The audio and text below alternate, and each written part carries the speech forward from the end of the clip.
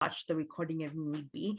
I haven't uploaded the recordings, the recording from Monday on Canvas yet, but by the end of the day today, all of the recordings will be up for the week.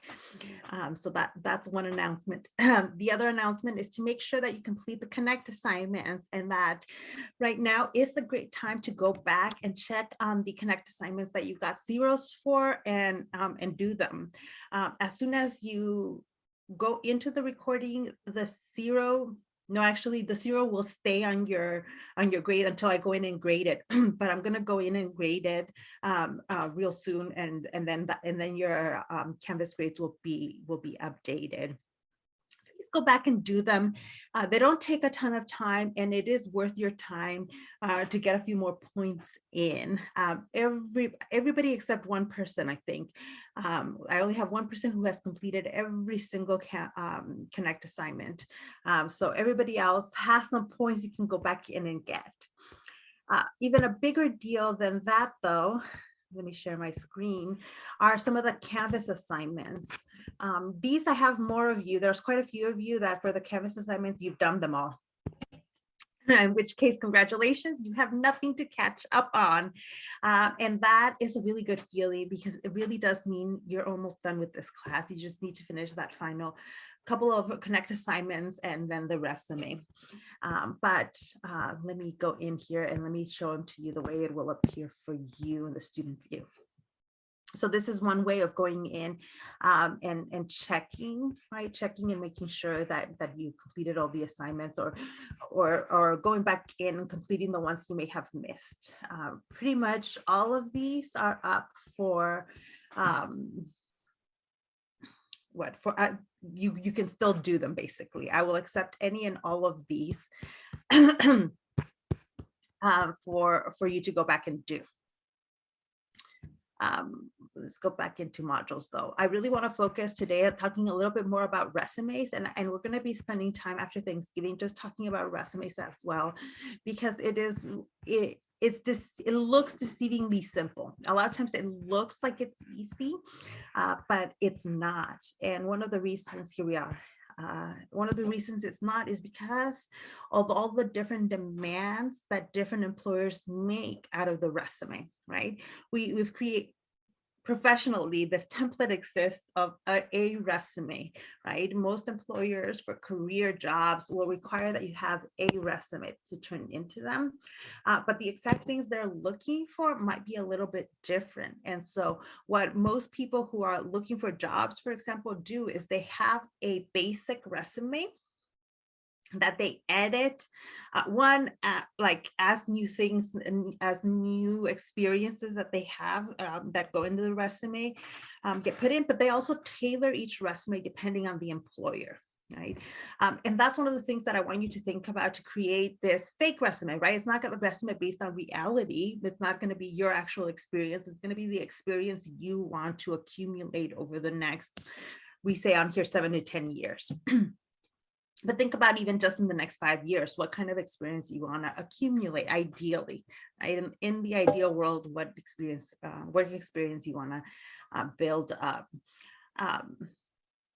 So one of the things that we recommend on here, it's not, you don't have to do it, right? There's no way for me to know if you did it or not based on what you're going to submit to me.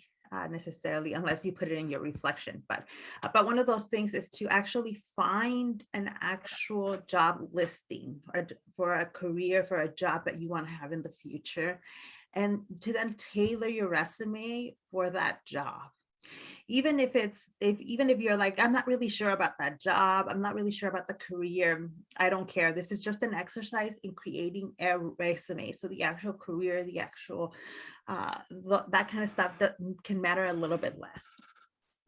The reason you want to do that as well is because then you can look up templates or examples of what people in that field have, right? The example I was using on Monday, and because a lot of you actually want to go into social work, right? So one of the things I did is I Googled social worker resume, right? And one, I'll show you the results that come up just on the the internet. It is, you can go into some of these links and get actual examples of real resumes that got somebody a job, right? So for example, let's click on this one. It wants to be done and not show it to me. But you can go in here. Oh, here it is. Right, you can go in here and see what resume is. Particularly look at how people describe their jobs, right? Because the bullet points under work experience tend to be really, really important, right? So you can see that says that managed caseload of 38 individuals. Okay, managed caseload. That's one of the things that somebody in an entry-level job is going to be doing in social work. Administer unification services. Okay, advise families on community resources, maintain thorough case history records. Notice how I'm not even reading the whole bullet point. As I'm going through this particular resume, I'm only reading the beginning. And that is what a lot of employers do. They just look at the beginning. That's why that first verb you use, that's why people say you don't start with the or a. It's not, you're not talking about necessarily these kinds of complete sentences with the articles at the beginning. You want to start with the verb. All of your resumes, all of your bullet points should start with a verb. If they don't start with the verb, I'm going to note it. I'm going to note it, and I might take points off depending on how it all looks. But by looking at examples of resumes in the field you want to go into, it allows you to, one, see the work people are doing, but also like borrow some of the phrasing from it. Don't copy and paste the whole thing. I want to warn you, because that will come up, that will show up as plagiarized by the system. The system will pick it up as plagiarized. So you don't want to copy and paste like bullet points from somebody else's resume.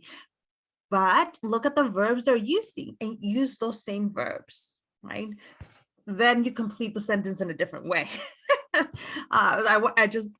I want to warn you about that. Don't just copy and paste somebody else's resume you find online and then stick your name in it. You don't want to do that. It will show up as plagiarized by the system, and you'll get a 0. You'll get a 0 in the class, and I do not allow people to make up plagiarized assignments. But you do want to look at examples of these things and borrow maybe even the look of things, right?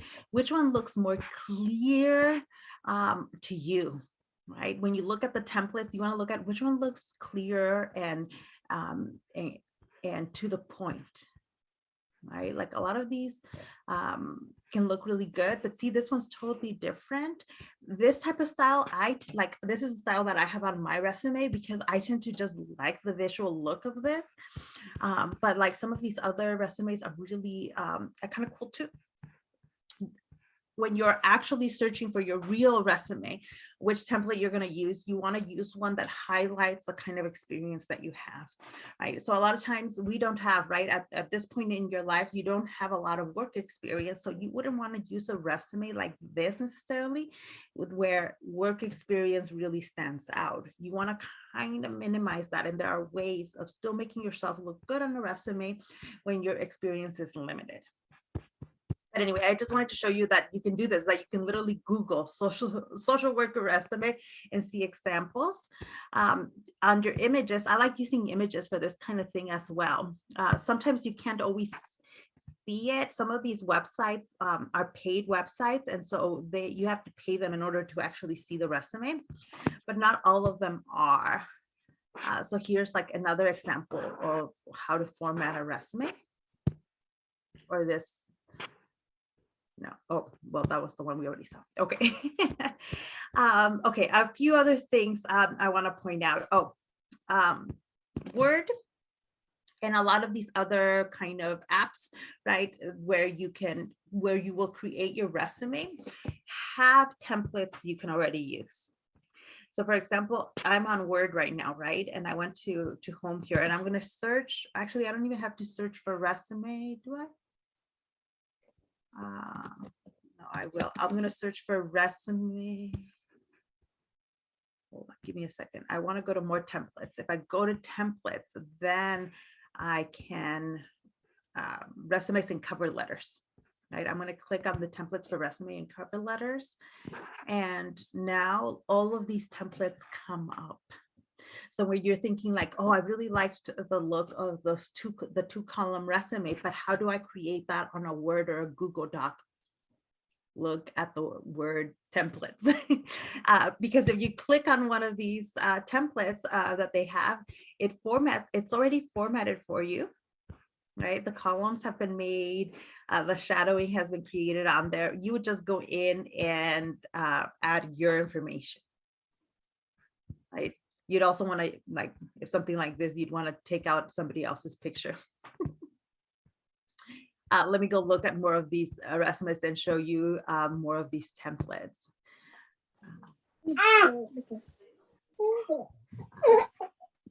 Hi, so I hear a baby.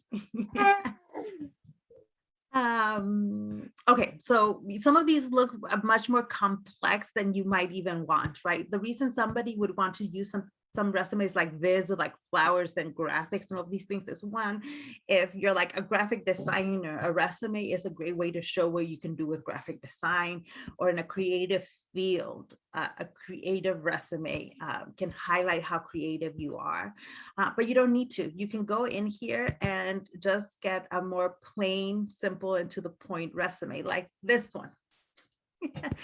Something like this is great because it's simple, and it also allows you to just plug in the information you're going that you want in here. Notice though how on this one, the name is at the top.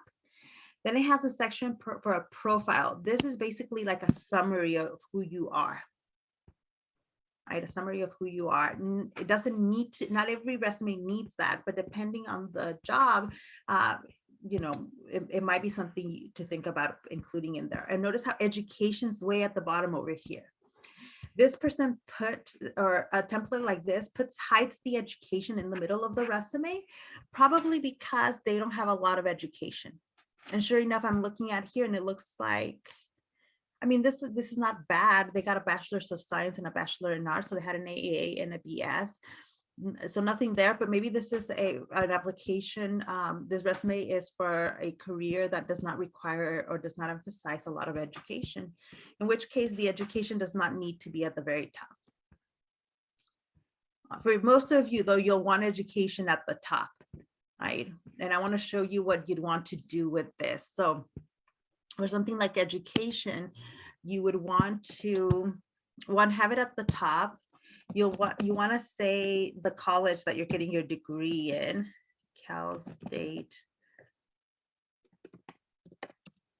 and you want to California State University.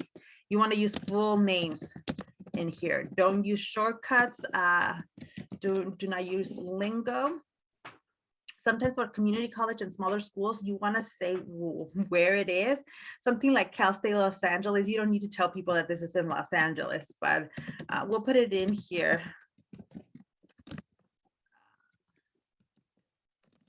Just for the heck of it. And then you want to tell them what your expected graduation date is. So for most of you, it'll actually be May. And let's see, what year are you all expected to graduate in? Let's see, 21 plus 4, probably 2025, May 2025. And bachelor's. And then you'd put bachelor's of science or bachelor's of arts, and then your major. Okay. Something like that is what you want to do. Right. Key skills and characteristics. These are, again, things you can put stuff like this: critical thinking, leadership, all that is fine. But what you are more likely to want to put in there is, one, if you speak different languages, if you're multilingual, you want to put that in there.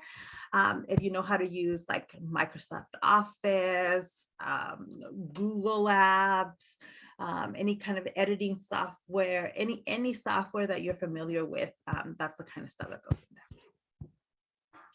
So it's going to be time consuming. I don't know how much you guys are believing me when I say creating a resume is time consuming, especially one where you're kind of having to make up the experience that you want to have in the future. So please give yourself enough time to work on that, to look at the templates, to look at examples. Um, Let me show you. The other thing I want to highlight is that the Career Center can be a lot of help.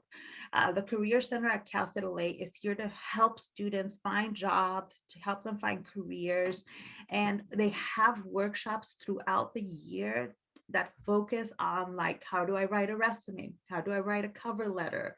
How do I apply for jobs? How do I prepare for an interview? Those are all important skills to develop, and you're not going to learn them in class. Like, most of your professors are not going to cover these things in class. You have to spend time on your own figuring those things out, and that's why the Career Center exists. Right? It is there to help you, and it's people who are experts, and this is their job. This is all they do, is help students with building these kinds of career skills. So one, you've already used the Career Center website to explore some of the tools they have in terms of, trying to figure out what career you want to prepare for. But they also have in here, you see, resumes and cover letters. Now, this is the stuff, most of what they have here, I've already linked in the prompt. But if you want to spend some time looking at their videos and other examples that they might have here, then go ahead and look at them. But in addition, how do you find out about the workshops? They don't put them on the website freely. What they do is they have their own website, Handshake. This is a website where they will post their workshops, but it's also a website where the school will post job listings. So I recommend that everybody create an account on Handshake, right? So you would go to the Career Center website, click on workshops, or you can, let me go back, I'll show you. There are multiple ways of getting to this. You can also click on jobs on campus, employers and events. Most of these will have the link to go to Handshake. Like if I click here on internships and jobs, it's going to tell you, it has all these lists, but let's see, where do they have the Handshake? Here we go. Handshake is an application by the Career Center at Cal State LA. You go to students, and you can create an account using your Cal State LA email, right? So what you want to do is click on go to Handshake. And I've already logged on. So it's saved my log on because I have an account with them. For you, though, if it's your first time logging onto Handshake, it's going to ask you for your Cal State LA email. It's going to ask you to create a password, and it's going to ask you some information like work experience and what you're looking for. Are you looking for jobs, internships, blah, blah, blah. You can always go back and edit that stuff, so you can just kind of skip through most of that so that you can go onto the Handshake website. And this is this is what it looks like. Right. One, you can see that every semester, the Career Center organizes events with specific companies that are looking to hire. And a lot of times they specifically want to hire college students or recent graduates. And that's why they work with the school's Career Center. Right. So you can see that the Creative Artist Agency is going to have an information session on November 30th. On November 18th and on November 29th, they're having these information sessions. If you are interested, you can go to these information sessions.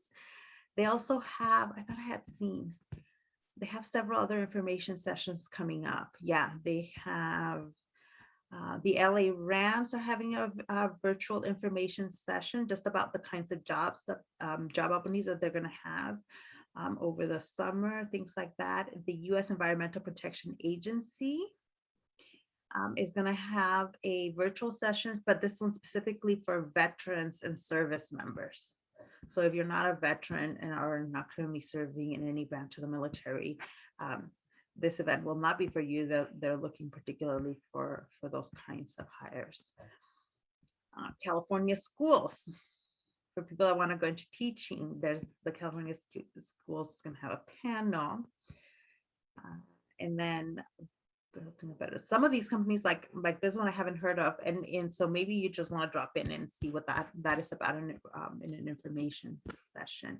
But also really important in the Handshake app is that there are job listings. Now with these, there's just different sets of job listings you can find on Handshake. One is on campus jobs, right? So if you click on campus, this will show you the jobs that are currently looking to hire students. Right. So the Lamar Mayer Learning Center is looking to hire a student assistant. Let's see what else it has. The Charter College of Education is looking to hire someone. There's a research support graduate student assistant. So this one wouldn't be for you because they're looking for graduate student, but there's a few other jobs in here that for jobs on campus. There's a theater shops assistant job that's needed. So you can see that most of these are part-time and on campus, right? But there are also internships. This is where you can find postings for actual internships. Right. And you can see that the Human Rights Campaign is looking for an intern, an executive and board relations intern. Cool. And you, for any of these, by the way, you would need a resume. They're going to ask you to fill out an application. They're going to ask you for a resume, and likely they're going to ask you for like a cover letter. A cover letter is usually like a letter that in which you summarize like who you are and what makes you perfect for the position that they're hiring for. We don't have time to get into it, but the Career Center has all kinds of workshops to help you figure out how to even write a cover letter. Let's see, full-time jobs and part-time jobs. So see, you can just browse on here. You can search and some summer analyst opportunities at Goldman Sachs, for example. So you might not be ready to be applying for some of these jobs right now, but it's a good idea to have this account with Handshake so that when you're ready to start applying for full-time or part-time jobs, that you know where to go, right? That you know where to go. And it looks like some of them will allow you to just apply through Handshake, but for others you have to apply externally. You have to go to their website, and then they have a system that they want you to apply through. So this is it's really important for you to know that this Handshake exists, to create an account on it, and to just look through it, right? Look through it and see if anything like this interests you. At the very least, the reason you want an account on Handshake is so that you can know when the Career Center is having workshops, when they have employers coming in to talk to students, information sessions, or where there are hiring fairs. There are throughout the semester, the Career Center usually has a few job fairs, or also graduate school fairs, right, that you can attend, and you want to know when those are coming up. And it turns out Handshake is one of the best ways to figure out, because then you can see when those events are coming up and you can get reminders that they're coming up. So that's really important, that you know that you can use this resource. Oh, now it wants me to log off. So it's calstatela.edu/career center, where you go for that. And then if you click on jobs and internships or jobs on campus, it'll take you to another page where you can get the link for Handshake. Or here it is, or you can just scroll down and it says Handshake. You can also make appointments to talk to Career Center counselors. These are advisors that will look over your resume. Let's say you are going to be applying, you want to apply for an internship this summer or an on-campus job, and you want someone to take a look and make sure that what you have is good, that it looks good. They will sit down with you and look over your resume, and they will tell you if you need to change things and how to go about doing that. I know some of you are not ready for some of this, but one, it is really important to know that these services are there for you and that it's free. Once you graduate, you can still use the Cal State LA Career Center. They will oftentimes help alumni, but the thing that is most important is to use these services while you are a student, right? Oftentimes, this kind of advice, this kind of meeting with an advisor kind of thing, usually outside of a university, you have to pay for it. Right? There are people you can go to that will look over your materials, that will help you edit it, that will help you, but usually they charge. And through the Career Center on campus, it is free for you as a student. Free. So that's we want to make sure you use all of that. Let me stop sharing for a hot minute. So what questions do you have about the assignment, or just like Handshake or the Career Center? We're good, miss. Thank you. Does it sound a little scary though, thinking about it? Yes. I remember the first time. So I've told you all, I was a first generation college student. So my parents had they had some high school in Mexico, but they had never created a resume. The kinds of jobs my parents had did not require a resume. They require you fill out an application. Most career jobs, though, will have you not just fill out a job application, but also send them in that resume. And so the very first resume you ever create is not going to be a great one. It's just not the first time you do it, because we barely know what we're doing the first time we do something. But it's important to get that done, right? It's like a first draft of a paper. So you have to put something down, and then you can go back and edit it. Oftentimes, what I do with my juniors and senior students, my history students, is I tell them you need to have a basic resume with just the very basics, and then as things happen, you add to it. So it's a good idea, even for you as a freshman or a sophomore, to create an actual resume for you that you're not submitting to me, you're not doing anything else with. Maybe it's just you creating something that then when you need it, you can go back to. Or let's say this year you end up winning some scholarship or a grant, and you can go back to your resume and add that as you go.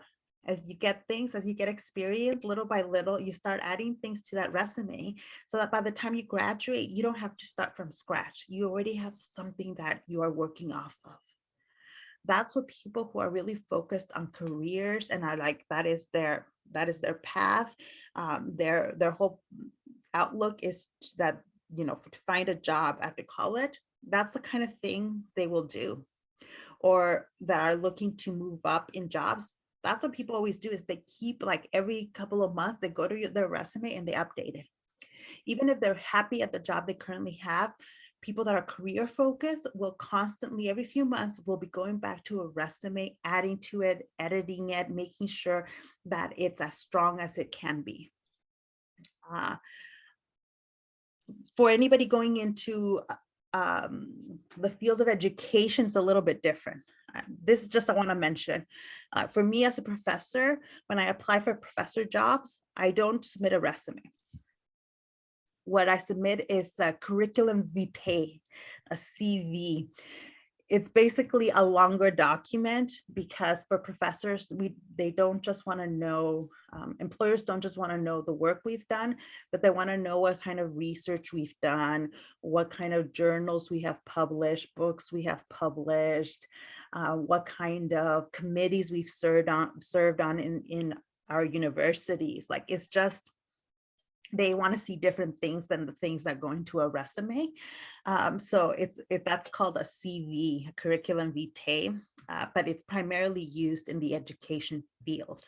So most of you that are not going to go into education will never need to worry about a CV. Just an FYI, in case I think there's a couple of you thinking about careers in education, then what you need is not a resume, it's a CV. But for now, we're all just focusing on the resume and creating one based on the future experience you want, right? If you have time over the Thanksgiving break, you can start working on it. But remember, it's not due this. That's going to be the last project we do in this class, and so it's not due right away. I just it's scary and it's time consuming to create a resume, and so that's why I'm talking about it so much this week, because if you can, you want to get started at the very minimum, finding a template you like, and then going from there. Right? That would be my recommendation this week. Okay, any questions or comments about CV or resumes? Do any of you have an account on Handshake yet? Had anybody found Handshake? No. No. Okay, then I want you to do that at some point this week. Go create an account on Handshake. When we come back from Thanksgiving, I'm going to force you to do it because I do think it's that important, right? Because one, that is how you sign up for workshops through the Career Center. And also how you find out about the career fairs that they have, or when they have information session with particular employers, right? Like for some people, their dream job is to work for like an NFL team, right? And things like that, like you don't need to be an athlete to work for the LA Rams, right? They need accountants, they need HR personnel, they need all kinds of people to work for them. And because they're based in Southern California and they do their trainings here, they will hire students, not for all the important jobs, but getting an internship for something like that would be a great way to get a taste and see if you would actually like working on with a company like that a sports company, a team. For those of you that are more interested in like entertainment, a lot of the entertainment companies will also do that. They will go to college campus career centers and they will do information sessions and they will do kind of career fairs because they're looking specifically usually to hire interns or for those entry-level jobs, where it's primarily college graduates, new college graduates that are getting those jobs. They want to recruit people who are good and through universities that they already have a relationship with. So it becomes important then to use that resource through campus, right? Just the fact that you are a student can give you access to those opportunities. And that is why I like to remind everybody that, especially right now when the semester gets really busy and it's hectic, it's really easy to forget why you're getting a college degree. Like, why are you putting yourself to do this? It is optional. Right? There's no law requiring you to be here. Right? You're doing this because either you or your family really wants you to do this. But it's also a privilege to have the focus and the time to spend attending classes and learning. It is a privilege. I had friends growing up that were way smarter than me. One in particular, I will never forget her. I've lost contact with her, but she wanted to be an engineer. And she was so incredibly smart, way smarter than me. But she ended up not going to college. Her family wanted her to work, and they had a large family with a lot of kids. She had a lot of siblings. And so she had a lot of family responsibilities and ended up not going to college. Things did work out for her. I have to tell you, I heard that she's doing a really good job and she's married and has her own family now. But she was smarter than me and she didn't end up going to college. So I felt like college is not for everybody, but while we're here, while we're doing it, it is a privilege. And we have access to resources that people who are not students, who are not on a college university don't have. Through the library, through the career center, through all of the services on campus. They're supposed to help provide a safety net for you so that you're not doing this on your own, right? And other people are having to figure this all out on their own, right? Without a career center, without a library, without any of those free resources. Now, it's not entirely free because you've all paid fees and tuition, but but while you're doing that, while you're paying fees and tuition, make use of everything the university has to offer. And I know sometimes we're busy and we're tired, but take advantage of it while you can. Okay, I will stop my spiel now. I will stop recording. We're not going